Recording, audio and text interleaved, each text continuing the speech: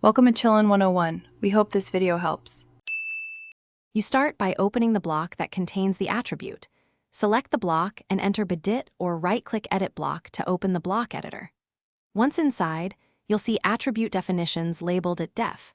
Identify the tag you want to remove and confirm it isn't referenced by scripts or fields. Make sure to save a backup by using Save Block as or exporting the DWG.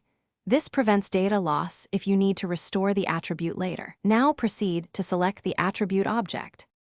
Once you've isolated attribute objects with Quick Select or Filter set to Object Type Attrib, select the specific attribute instance inside the block editor. You delete it with the Erase command or the Delete key. This removes the attribute instance, but leaves definitions if present. If the attribute isn't at def inside the block, delete that definition instead to stop future instances. Make sure to check related block visibility and dynamic parameters as you go. Once done, validate block appearance. Finish by saving changes with bsave or standard save, then test the updated block in model space by inserting or updating instances.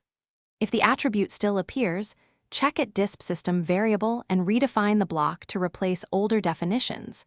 Sometimes an attribute persists because blocks in the drawing weren't updated.